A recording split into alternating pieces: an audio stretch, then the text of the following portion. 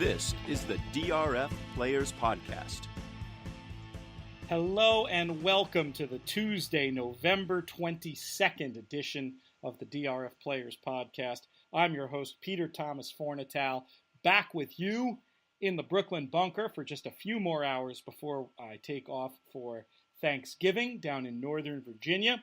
We've got a lot of ways we could refer to this show. It's the 191st edition of the show. Got ahead of myself there by 100 episodes or so. That can happen. It's the November 22nd edition. It's the Thanksgiving edition. For it, I am joined by the usual crew from the DRF offices in Manhattan. If you can hear him with all the hammering and construction going on around him, we have Mike Hogan. Hello, Pete. And from somewhere in Texas, we have Jonathon Kinchen, who's having no technical problems at all today. How are you, JK? Yeah, this is the also all the other additions you named. This is the Jonathan's Wi-Fi's not working. His headphones are broken. Speakerphone Skype edition of the podcast as well. As a result, we're going to be a little bit shorter than usual today, not least because, as Mike pointed out, we have some vehicular issues today. Long story I won't bore you with, but basically, people who live in Brooklyn, they understand these things. Not all of us have fancy modes of transportation like private planes, like Jonathon Kinchen to take them around. I rely on a good old-fashioned automobile, and I have to go move it for 90 minutes so it doesn't get ticketed. Alternate side of the street rules in effect here on the Tuesday before Thanksgiving. So that's why we moved the show up an hour. I think the long-term plan, not least to avoid my having to move the car in the middle of the show, is going to be to do a Monday 11 a.m. show and a Friday 11 a.m. show. Do you guys like that idea as a general schedule going forward? Obviously, it may be tweaked based on a number of things, but as a concept, how do you feel about that, Mike Hogan? Yeah, it's fine by me. I'm here Monday through Friday, as long as there's no holidays on either day, on either week. The only thing we'll have to figure out is often there are Monday holidays. Do we do a Tuesday show on those? I think a Tuesday sub for that might work. Saratoga season, maybe it makes sense to move to the dark day. We can be a little bit loosey-goosey with the stuff. Listeners, if you have any preferences, especially those of you who've been joining us regularly on Spreaker, you can listen to the show live either by finding us on Spreaker or clicking a link that I send out at the start of every show through my @LoomsBoldly Twitter account. If you guys have any preferences for when we rock and roll, we'd love to hear it. We'll try to accommodate. We all have other real jobs. The podcast is an entirely freelance endeavor, ad hoc, so may not be able to accommodate, but give us a try. Let us know what you think. We will not have a show this Friday because of the holiday, but I did want to very quickly, I have a few things I want to talk about today, including some bigger issues in terms of the sort of biggest questions in racing right now from a sporting point of view, revolving around Arrogate and California Chrome. But before we get to that, we do have some great racing this weekend. I'll admit I haven't had a chance to look. All of my spare thoughts have been on making the perfect turkey stock and gravy and how to get the skin perfectly crispy. And we'll talk about Thanksgiving a little bit more as the show goes on today, too. But just curious if either of you guys have had a chance to even look to offer any sort of preview on some of the horses who might be showing up this weekend. Anybody have any horses to watch who've been entered coming this Saturday? It's at either Southern California, at Churchill Downs, at Aqueduct. Lots of big racing all around the country. Mike, we'll start with you. Anything you're looking forward to? Well, I don't think they've drawn yet for Saturday. I could be wrong. But there is some good racing on Thanksgiving. There's a few stakes on the Aqueduct card, including the Fall Highway, which is always a nice, fun little race each year. We talked a little bit about Stall Walking Dude on the show on Friday. Of course, he scratched from the Laurel Dash. He's showing up in the Fall Highway. He is the high weight. I think he's carrying 134, and he's obviously a player there. And this is a weird time of year for stakes races on the East Coast because there's so many in a span of 5 days. There's the one at Parks. There's that one at Laurel. Weekend Hideaway was entered in 4 different races in the span of 5 days. I'm not sure which one he's going to go in. But that's why you get a lot of scratches decimating certain races. Let's face it. Let me just interrupt Mike for a second to just point out how gross this is. There are so many instances of racing failing to do itself any favors by, rather than acting as a sport, as any kind of collective entity, by acting like a number of independent fiefdoms all out for themselves without regard to anything else. I mean, to me, there's just no better example. Races that with any degree of coordination could be presented as a series throughout the year where everybody would benefit. But no, instead, let's have them all in 1 week. It's just nuts. But that end of soapbox rant there. Jonathon, how about you? Any horses? Maybe, I don't know if they've drawn, but we have some idea of who's being pointed where. Anybody you're in particular looking forward to seeing run this weekend? Yeah, I mean, look, I've always been a Clearly Now fan who's running in the Thanksgiving handicap at Fairgrounds. So I'll probably do my normal embarrassing Thanksgiving feast, stuff my face with literally all I eat is bread, corn, mashed potatoes, gravy, and turkey. Like, I don't eat any of that other stuff. I just literally vegetable-free zone. Yeah, I eat as much of that as I possibly can, and then I'll sit down and hope Clearly Now is still a racehorse. Just as a fan. And then the stakes at Churchill. Churchill's got a great card with the Fall City Handicap. Kind of looking for that new standout in the older filly and mare division with our older ones kind of going to with Beholder and Untappable usually would run in a race that's similar to this at Churchill. So with them being gone, it's kind of a new search. So those are some races I'll be looking forward to, but nothing that I've been looking to bet back yet. We'll see maybe about the weekend. Let me ask you this. Let me mention something else real quick about the Fall Highway. I love Green Grotto. I love Green Grotto here. I have not looked at the race. Is Green Grotto, is he loose in there? I think he could be. I mean, it's not a given. There's some other horses with speed, but I think he may just be fastest early. And I tweeted out in the Bold Ruler, I didn't think he was going to win, but I knew he was going to set the pace and tire, and I thought I was going to set him up for some sort of stakes race at Aqueduct. I think the Fall Highway might be it.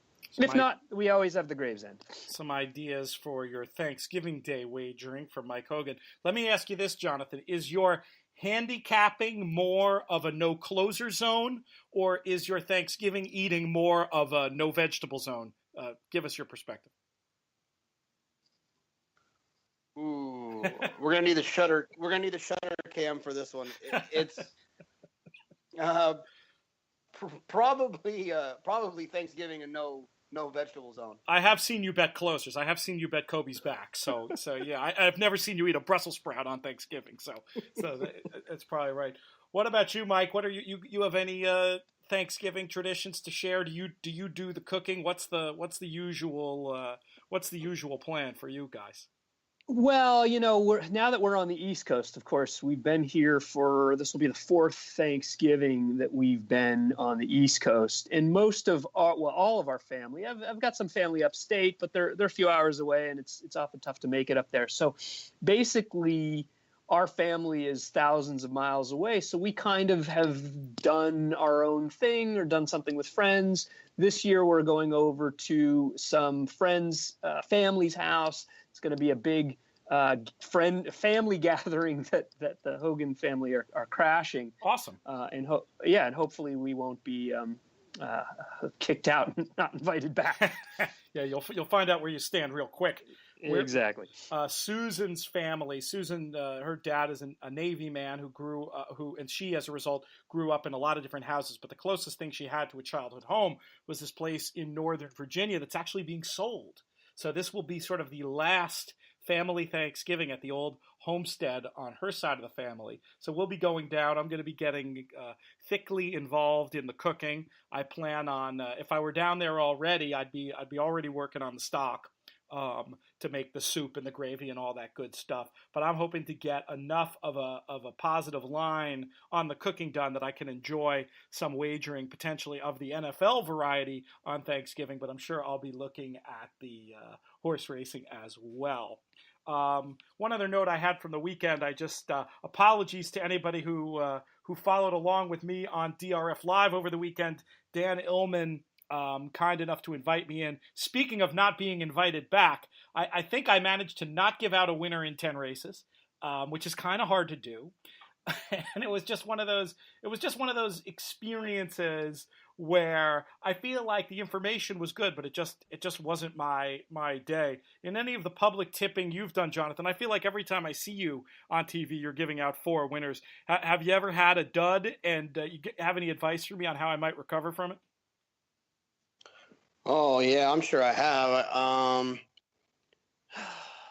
All I know is that I've given out more winners than a certain someone has on TQ, and that's something I'm very proud of.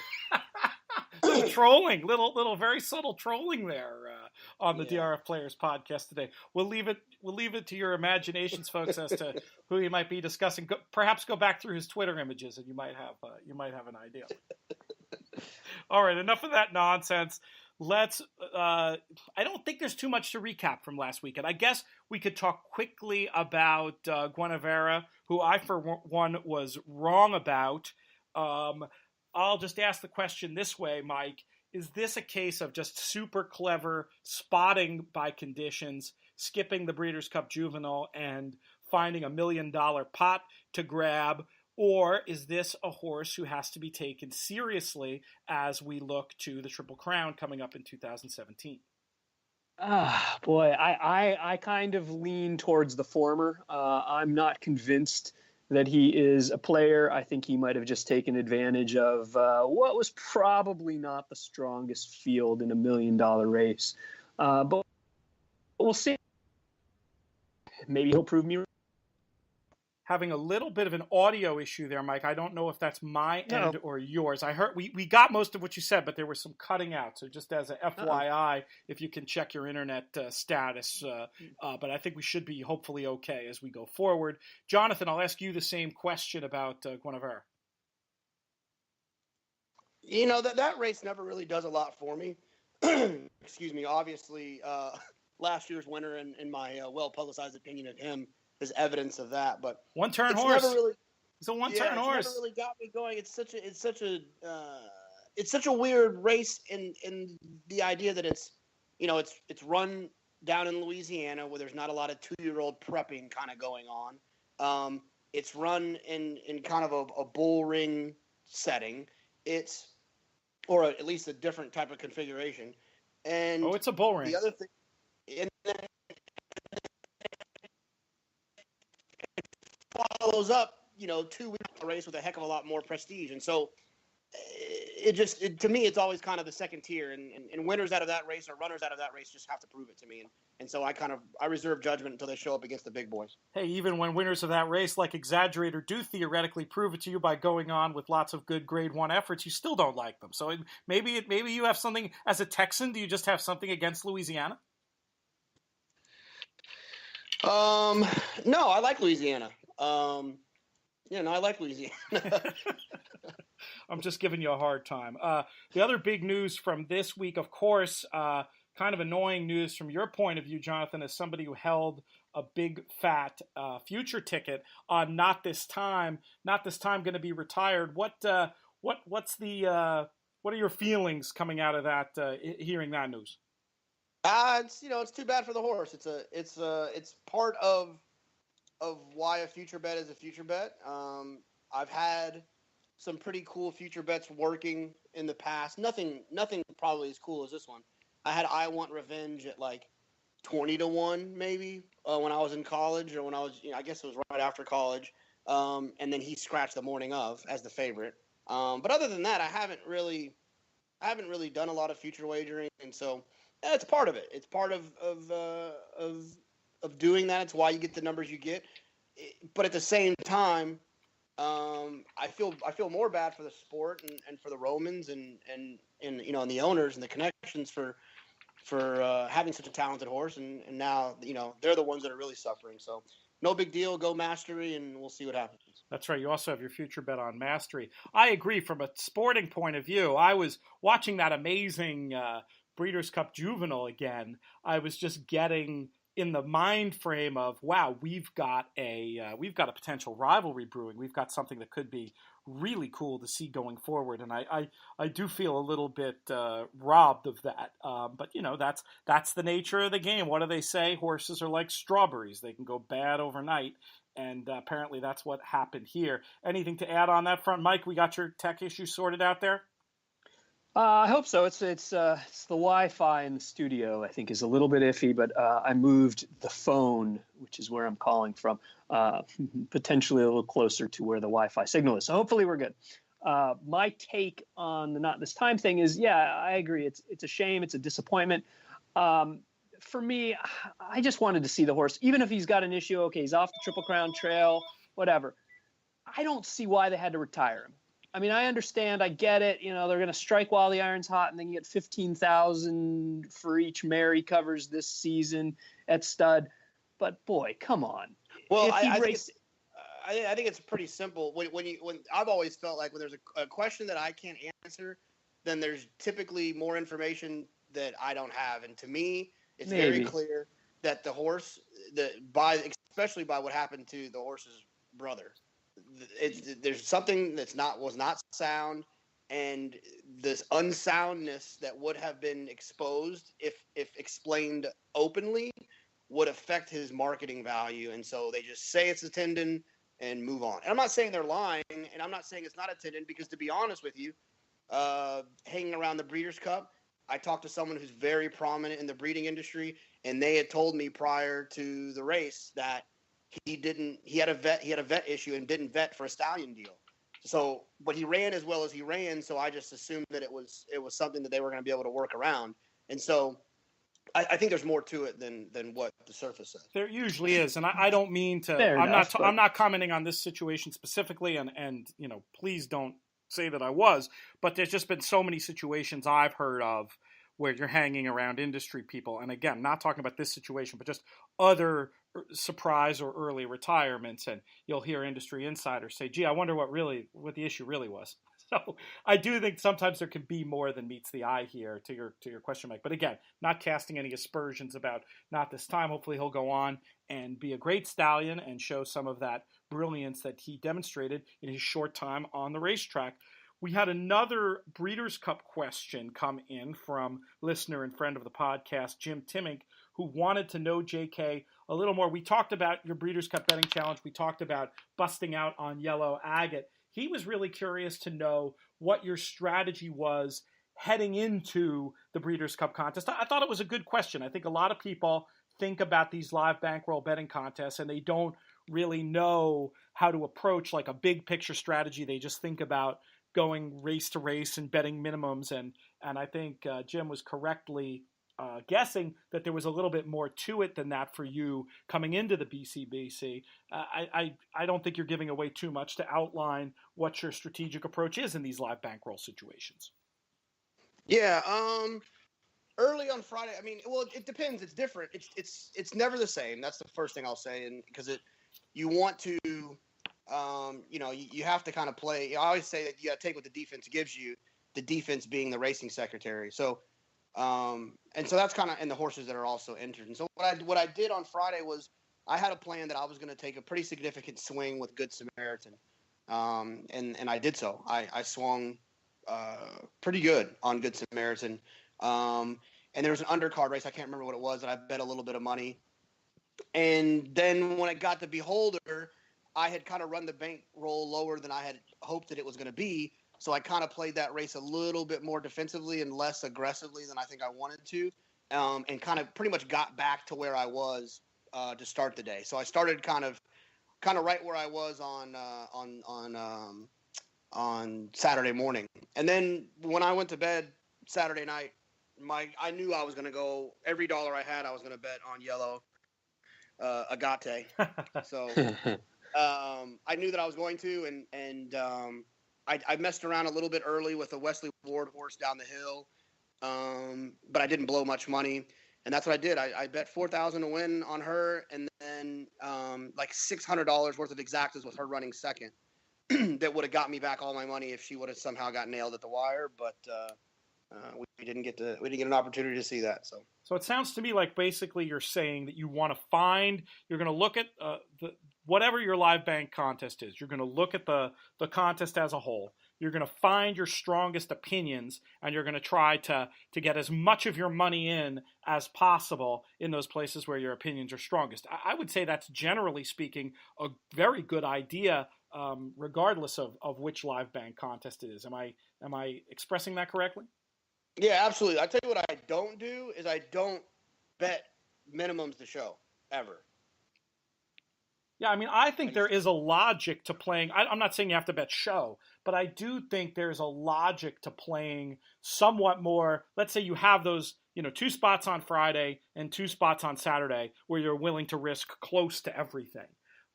It's just logical to me that if you have opinions that strong in those spots, that some sort of more conservative type of play is maybe appropriate in those minimum spots. Is that how you look at it, or not even? Are you more saying go big or go home every time you're risking bank? Personally, I would play conservatively in those places where I didn't have the strong opinion, just to preserve bankroll, to be able to go with great gusto where I have the strong opinion. Is that your idea, or do you look at it a different way?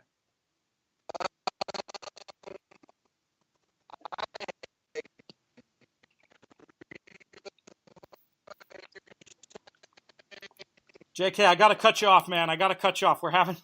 We're just having one of those shows today where the technology is just not cooperating. We'll come back to that question sometime. Hopefully, we'll be able to get you back where we can hear you here. I'm not sure he heard any of that, folks. You just came back. Yeah, no, I heard it all. Oh, you heard what I was saying? Yeah, no, I'm saying it kind of hurts my brain to think about that. Like I'm just not wired that way. If there's a $600 minimum that I have to meet, I believe in myself and my opinion enough that if I'm gonna risk the $600, I would rather risk the $600 for a 2-to-1, 3-to-1, 4-to-1 return on my money, rather than risk the $600 for a break-even return on my money. I just don't, not crazy about it. I get it. It makes sense. You do want to preserve your bankroll for other opportunities, but it's not something I've typically done in the past. When you've won contests, I think you've won them in some instances, not on necessarily your strongest opinion, but just by cleverly betting $500 in a trifecta in a race where you had a pretty good opinion. Am I remembering that right? Yeah, every live tournament I've won, I've only won 2, right? 3. Anyways, the ones I've done well in, no, I've never like really just like crushed something. It's just been, like little spots here and there where I'm just making money. Here's the thing is, like, if you can take your $600 minimum or $300 minimum and you bet that and you turn it into $700-800, that's $500 more dollars. I call them free dollars. You can now bet more aggressively that doesn't really affect your overall outlook. And that's kind of what happened. Like the Gulfstream tournament that I won, I remember walking in. It was the day that Mohayman debuted, and there's a Linda Rice in there. And I just did an exacta box with those 2 horses for a minimum, like $150 exacta box with those 2 horses. Got back like $600. Bet that $600 into a tri pool later that turned out to be like a $10,000 score. So. Yeah, I think it's also different for me. I mean, you have a very different philosophy than I would about it, and that's great. I mean, different people have different ways of getting the job done. I will point out that what we've seen in the BCBC does seem to point to the idea of the one big score that we've seen people certainly win $100,000 in prize money taking the approach you're talking about. But I feel like that ability to just crush one race seems like year in, year out is what gets it done at the BCBC. Do you think there's anything to that, or do you think it's just a matter of time before the approach you're describing has success in the biggest live bank contest of them all?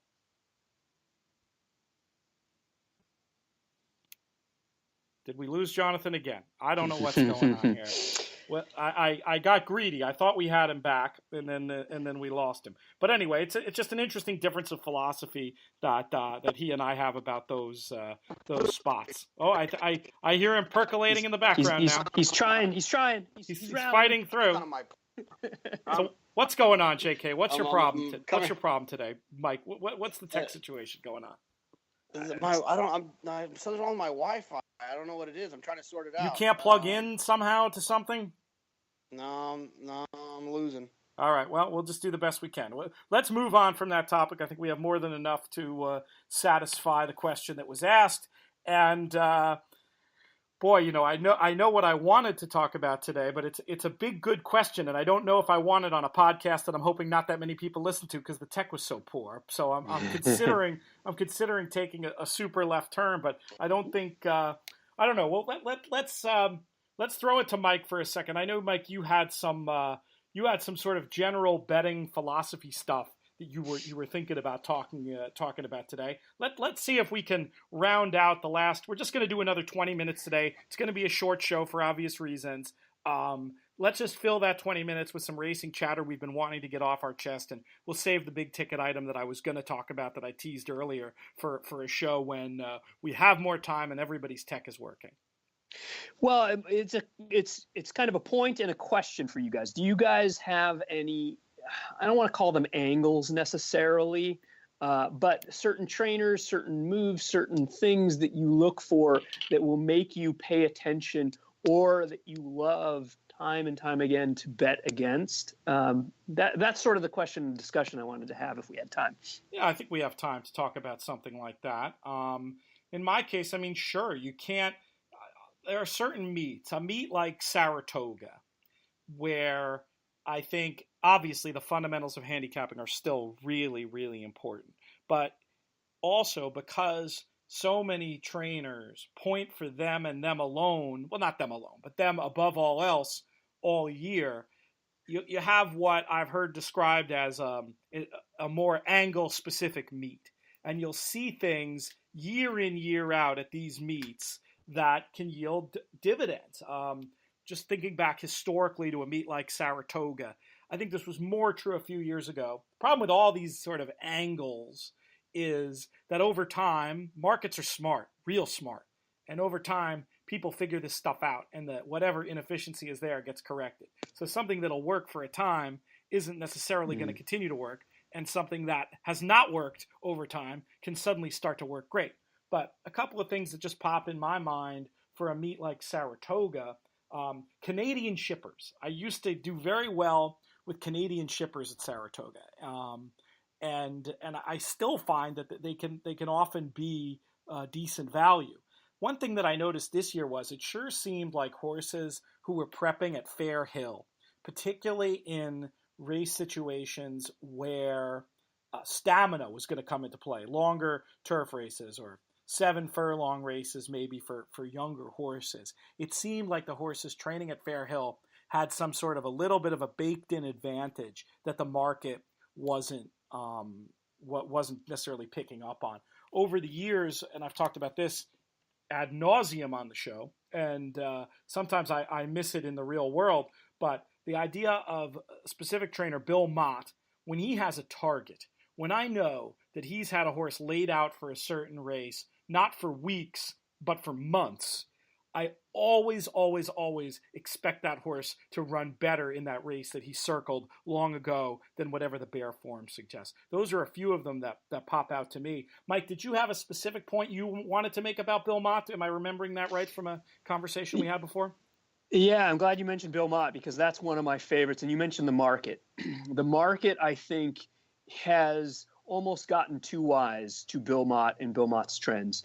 And I think the market completely understands that Bill Mott is not going to have his 2-year-olds. Jonathon uses the word cranked, but he's going to use the first start with his 2-year-olds to just kind of see what he has. He's not going to, unlike Todd Pletcher, get them ready to run 95 buyers in their first start as a 2-year-old. He's going to take more of his time. They generally don't win. The market understands that. They almost never bet them accordingly. And I actually looked in Formulator the last 5 years. Bill Mott has had 253 2-year-old first-time starters. Do you want to guess how many of them went favored? I mean, it can't be many. Four. I would have taken the under on that, actually. So yeah, 4 out of 253, that's 1.5% went favored. And 11%, only 28 of them were 5-1 or lower. So the market understands Bill Mott doesn't win first out. The point that I want to make is that the market almost overcorrects for the second time Bill Mott starts a 2-year-old. And this is what I wanted to talk about. I love betting against Bill Mott's second-time starters because the market thinks that this is the time. And especially if they run well first out, those horses get bet down to even money. They get bet down to odds on. And Bill Mott second-time starters, 4 out of 253, that's 1.5%. First-time starters are favored. Second-time starters, 19% of them are favored. And 54% of them, more than half of them, get bet down to 5-1 or less. And the thing is, the ROI is not really any better for the second-time starters than they all are for the aggregate with the first-time starters. What is the strike rate? Better. What does the strike rate go from firsters to second? Do you have it in front of you? I do. For just general, I mean, this is all starters. I'm going to remove some of my filters. 2-year-olds, and we're looking at 2-year-olds. He actually does much better with his 3-year-old first-time starters. He wins at a pretty decent rate, but he's 4% win rate, $1.06 ROI, 21% in the money with all 2-year-old first-time starters. With the second-time starters, and this includes those handful that won first out. He jumps up to 14% win rate, which is much better. But when you think about half of those being 5-1 or lower, and 20%, nearly 20% of those being favored, 14% is not really that great. $1.24 ROI. So the ROI goes up a little bit, but it doesn't shoot up by any stretch of the imagination. And only 43% hit the board. When you think about 54% of them being 5-1 or lower, that's a play against in my book. That's interesting. Have you gone further and looked at it? The two things I'd want to know is it a case where he doesn't give them one start, he gives them two, and the third start numbers improve? Or is there any difference between the sexes? Because as we've noted before on this show, fillies and colts often very different to train at 2. The lighter framed fillies typically being easier to get fit, and that plays into some trainers' training styles more than with colts. Curious if you've looked at either of those in depth, Mike, or if not, maybe that's something we can talk about on a future show. Yeah, I haven't looked at either of them in depth, but I can quickly look at fillies versus colts. He actually here's the odd thing. Actually, it slightly skews more towards females. First-time starters with females wins at 4%, so hold steady. The ROI is a little better, $1.40. The ROI drops to 72 cents with the colts first out as 2-year-olds, and at a 3% rate. Second out, it's 16% win rate versus 12% win rate. ROI doesn't really shoot through the roof either way. It kind of holds steady at about the 120 to 130 rate. So,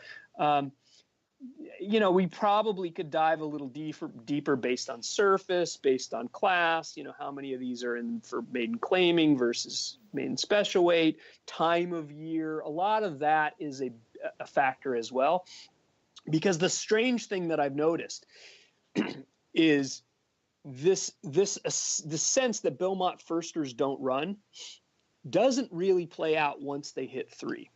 He actually does really well comparatively compared to what the market thinks with 3-year-old firsters. You also have to remember that even with 2-year-olds, I mean, not this year, but last year at Saratoga, he won with 2 in a week, and those two were touting themselves in the paddock. I remember Maggie Wolfendale with Sight Reed in particular talking about how this horse was ready to run, and being there myself in the paddock for both of those and seeing some clues versus the normal firsters. So, of course, we look at these stats. They're great. They give context, but it's also always good to look at this stuff in a meet-specific way, and also just remember that horses are individuals, not just data points on a graph, and things can change in a hurry. JK, how about you when it comes to certain pet angles, either for or against horses that you look at regularly? Anything spring to mind for you? Not necessarily. I mean, while you guys were talking, I was thinking I'm not much of like an angle guy when it comes to that type of stuff because to me, the idea that Bill Mott is better second out, it's real. He is better second out. But I think what the problem is that Mike's pointing out is that the market in the win pool and in terms of your ROI is affected because everyone knows that. But for me, it doesn't really matter to me. I'm not tossing a Bill Mott second time out that looks live in my pick fours, pick fives, second, first and second, and then exact the Dutches, doubles, pick threes, all those things. So it doesn't really matter to me if that's the case. I'm going to use the horse regardless. So I think it's more of a deal when you're trying to find real value in the win pools. But that's why I usually like to play inside of the multi-race pools because I feel like the value kind of maintains itself a little bit more there than it does in the win pool.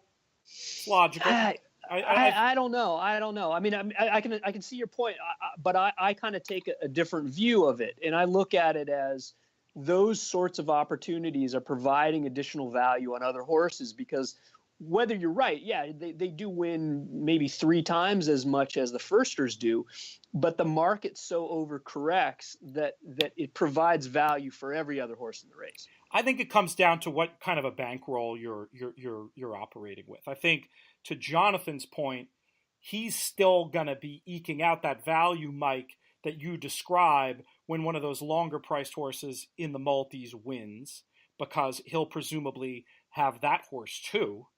Whereas, having watched both of you play, Mike's playing a lot tighter tickets, looking to get a much bigger return on investment than Jonathan is. Jonathan's looking to risk more money and maybe not get the same ROI, but to also win at a higher strike rate than Mike is. So I think both of your attitudes make perfect sense to me from where you're coming from in terms of the way you're constructing your wagers. Will you allow me that?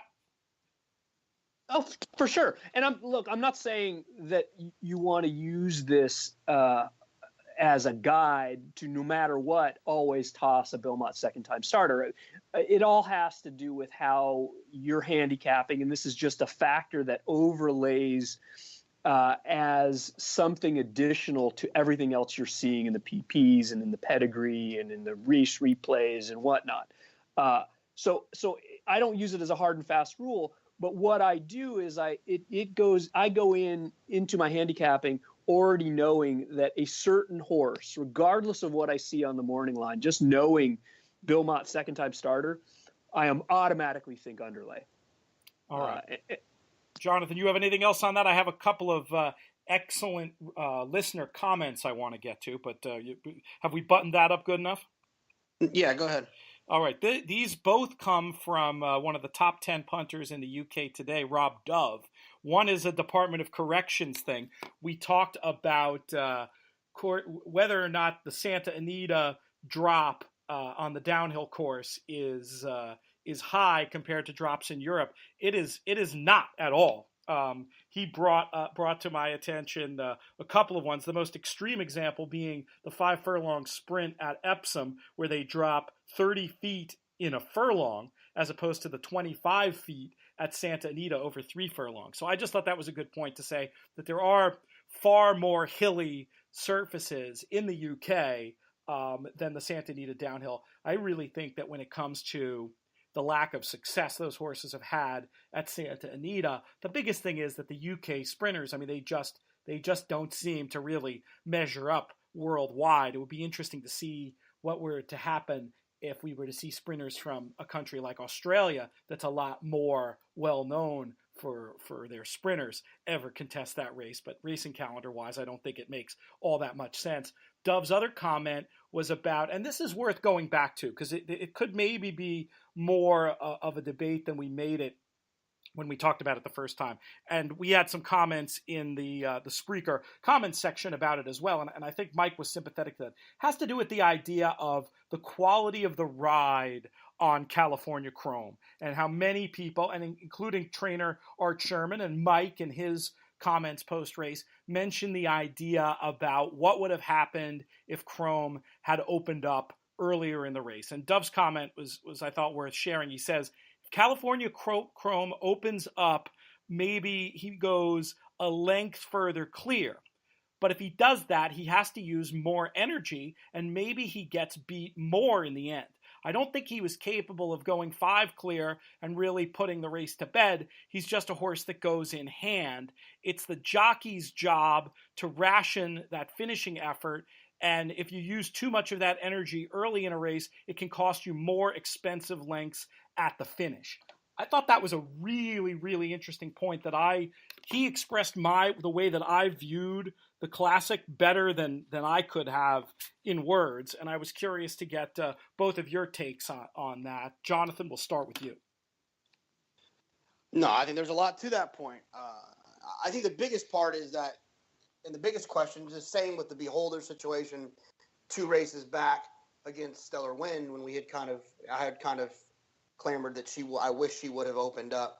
You never really know until they try it, but I would prefer get beat with the attempt to open up rather than the attempt to outfinish a closer with a horse who's forwardly placed. I think that's fair. I mean, all that said, just do you think Victor rode the race improperly? No, I'm not really a huge.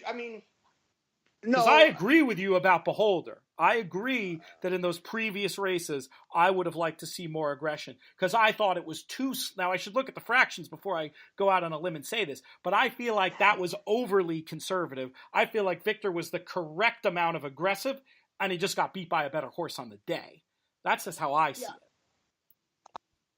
I don't necessarily think that what Victor did was incorrect. I'm pointing to the theory, yes, and acknowledging other people's suggestion that might have been the case. I don't necessarily think that was the case, but I do believe in that theory. I'm just not sure if that was the right spot for it. I think, Mike, you had agreed with our loyal listener, Paul, who suggested in the comments that Victor rode the race not to lose, an opinion I don't necessarily agree with. But what do you think? Yeah, the reason why I say that is because he just seems so, and I would say overly concerned with Arrogate. All the looking around. Yeah. I agree. That looks terrible, and I don't like to see that. I just don't think it affected how fast the horse was going. I think it was more of an optics problem than an actual problem, but maybe I'm being too kind on it. I agree with you. I didn't like to see that. I don't know, and I'll never know. But when I see a jockey that concerned with the competition, it makes me think that he's not focused or as focused as he should be on his own mount. And so it makes me wonder, especially when they get beat by, not that much, what would happen if he was actually paying attention to his own mount instead of paying attention to the horse that was behind him? I have some sympathy for that point of view, though I'm not fully swayed. What do you think, JK? Yeah, I've said it a million times. I'm not a fan of the rubbernecking, looking around the Johnny V Uncle Mo trip. It just drives me crazy. Do you think it really matters at the end of the day? I agree. I right along with you have yelled things like "just ride the horse" when we see that. Yeah, but do we really think at the end of the day it matters? At the end of the day, does it matter? In a game of inches, I have to say it does. Okay. When I've lost thousands of dollars over inches, and the idea that these horses are trained to take their cues from weight shifts from the jock, and I've got a jock looking around and turning his head and whipping all around when they're on a turn. No, it probably doesn't the majority of the time, but it can. Yes, I would prefer that they just keep their head down and ride the horse without looking back. It's got to matter to some extent, right? It's sort of like weight. There's a point where a pound or two is probably not going to make that much of a difference on a 1,200-pound animal going, nearly 40 miles an hour. But there's a point where it does. And I don't know where that line is, but I'm kind of with Jonathon. Let's use like football as an analogy. You've got a guy in the open field, just run to the end zone. Don't turn around and look where the defender is and how close he is to catching you. Just go. Yeah, I'm very sympathetic to that idea, and I do agree that in life, it probably matters. And if you were talking about a horse that looked in deep stretch like they could have won and then ended up losing by a thin lip, maybe I would attribute that. But just to clarify, in this instance, I think Angel Cordero in his prime rides Chrome. I think Arrogant wins. Anybody want to disagree with that? No, you're probably right. I was still watching The Simpsons and Ninja Turtles when he was riding, but from what I've heard from people that I respect, that's definitely a true statement. Okay, that's very funny. Jonathon, I know last show we cut you off. We got about 3 to 5 minutes left on the show today, so we can kind of go into final thought mode. Seems like we have the tech worked out just as we're about to go off the air. Typical. But you had a point you wanted to make, but I took it back from you. I didn't throw it your way.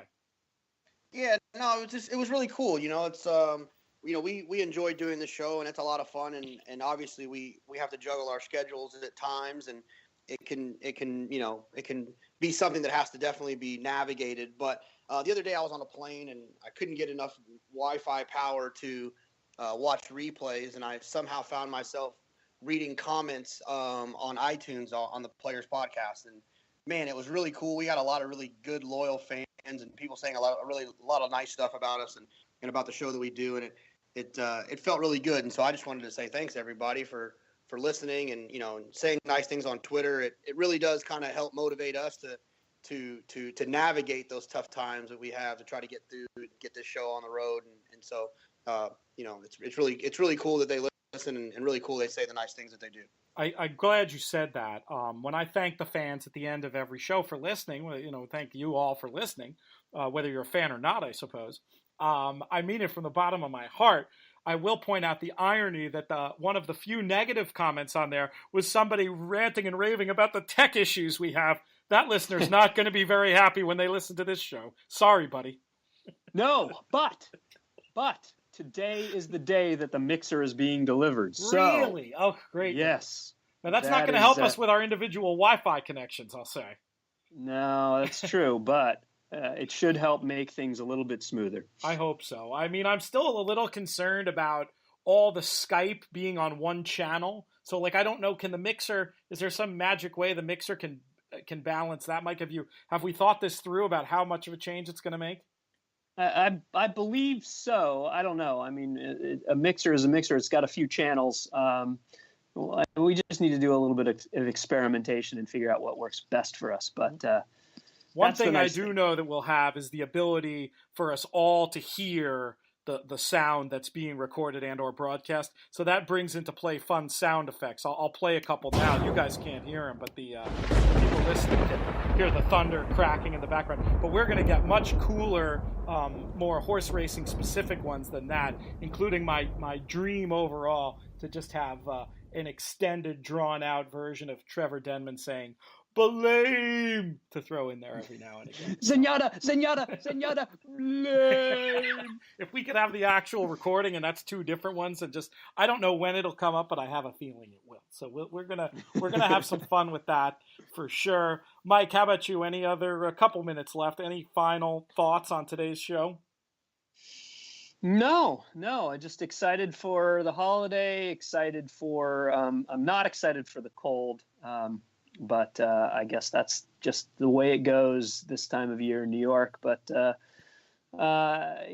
just looking forward to taking a little time off and being with the family. That has finally happened here, by the way, the cold. I make fun of horse players for their amateur conspiracy theories and cynicism, but I'm guilty of it as well. I woke up Sunday morning and I saw right away that Aqueduct had canceled. And the first thing I think is, the weather wasn't supposed to be that bad today. I wonder if this has anything to do with that carryover. Did they possibly want to have an extra day to build up the carryover? How bad are these winds really?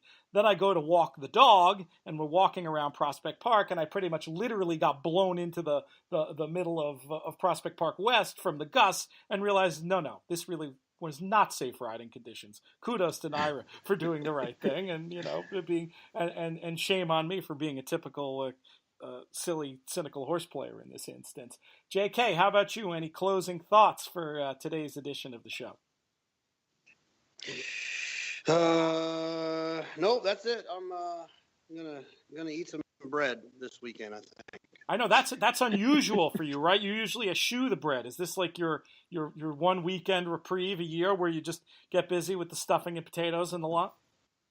Yeah, well, not the stuffing. Remember, I'm very strict diet. I do turkey, mashed potatoes, gravy, corn, and bread. That's it. So. No green foods. When you said bread, nothing that could. All stuffing is bread, usually. I guess it could be rice. I was assuming that was included, but apparently not. The rules, they're very strict down there in the Kinchen house. All right, I think we've done enough. Apologies to folks. We didn't get into all the stuff we wanted to today, but we got a lot of winter shows. We're going to hopefully be doing some fun stuff coming up on this show. I want to try to do something special for our 200th episode that'll be coming up this winter. This week, we're just doing the one show. But going forward, we're going to look to do 2 shows a week this winter. Last year, we only did the 1 from this point to the end of the year. But we're going to try to get back to a 2-show deal. We're going to ask your help in helping us program. Keep asking the great questions. You can hit us up on Twitter. You can send them to podcast@drf.com. Really quickly, DRF tournaments this weekend. We've got action Wednesday and Friday. We're off on Thursday. Back this weekend, Saturday, Sunday. We hope you will check that out. A lot of stuff, good stuff going on. Tournaments.drf.com. I want to thank Jonathon Kinchen. I do not want to thank Jonathon Kinchen's Wi-Fi situation. I want to thank Mike Hogan. I want to thank the guy putting up the pictures outside the studio for apparently taking an hour off. That was, I think, the one thing, tech speaking, that went right this show. Mike, good job on that. And good job by you. I want to thank everybody for listening, especially those of you listening on Spreaker, listening to us live, and also those who've taken the time to make comments on iTunes. It does really help and helps other people find the show and grow our community. We will be back next Monday. I'm sure you all are playing this weekend. May you win all your photos. Win all your photos. Win all your photos. Win all your photos. Win all your photos. All your photos.